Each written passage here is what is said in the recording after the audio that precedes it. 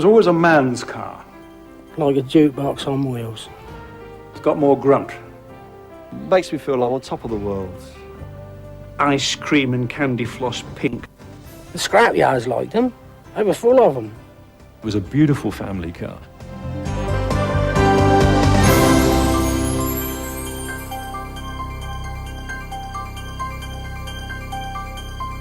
Well, the Vauxhall company in its very early days made tugboat engines. I mean, it was called the Vauxhall Ironworks then. It was on the Thames in the Vauxhall Bridge area of London.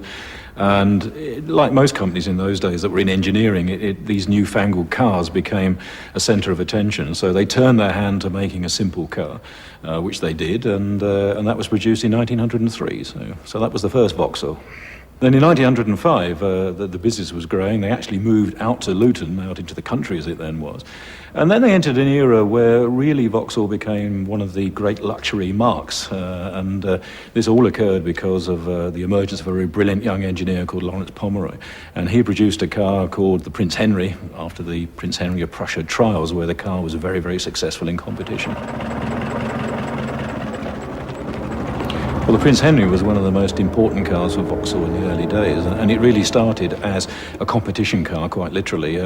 Competitions of those days very much sold cars, so the Prince Henry of Prussia trials were the great event, and this was really just a case of getting from A to B with a degree of reliability. I mean, speed even wasn't the essence. The roads were grim, everything was pretty diabolical, so it was being there at the finish that counted.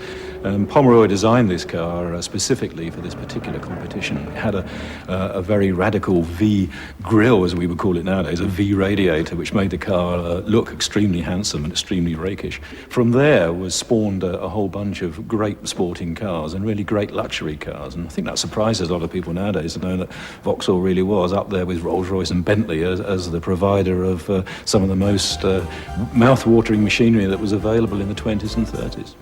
The clientele was obviously very rich, and mainly people that could afford to buy what was a very expensive chassis and then have a very expensive bespoke body put on it. And really the Vauxhall sales network spread into some of the most surprising places. One of our biggest export territories was Russia, and the Imperial House in Russia, the Romanovs, were regular users and had a huge garage, or stable I guess in those days, of Vauxhall cars. And we had mechanics and sales representatives in Moscow and in St. Petersburg servicing this sort of clients.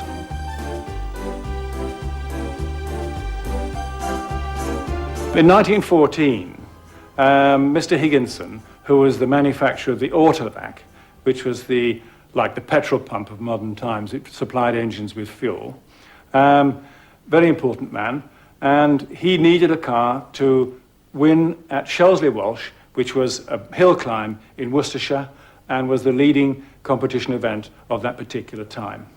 Well, Vauxhall Motors undertook to make him this car, and believe it or not, in 3 months they produced the first 3098. It's the sort of thing you couldn't do these days, because you can't design a car from scratch in 3 months, including the chassis, the engine, and all the running components. So Vauxhall Motors did what was then an amazing feat, an impossible feat now. It would outperform anything else on the road when you consider that the normal cars were Austins, Morrises, Clinos and things like that, with a maximum speed of about 55 or at the most 60 miles an hour. The 3098 was guaranteed by the company to do 100 miles an hour, but you had to loan it back to them for a couple of days while they prepared it for this event. And they took the windscreen off, perhaps they maybe took the headlights off and that sort of thing. But it would do 100 miles an hour, and they gave you a certificate to prove it. It was always a man's car. It was the man of the house's car. He would drive it normally on the roads. He'd go to the office or do whatever he had to do with it.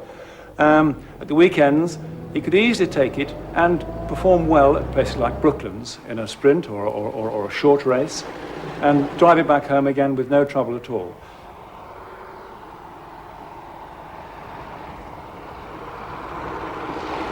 My own car ownership started with Austin Sevens and Bullnose Morrises, and I eventually got up to a Bentley, a 3-litre Bentley, which I liked that very much. But then I bought this car here in 1969 and ran this car and the Bentley together for about 3 years. One had to go, and this car I kept because it seemed to be a better car. It got what we call, it's got more grunt.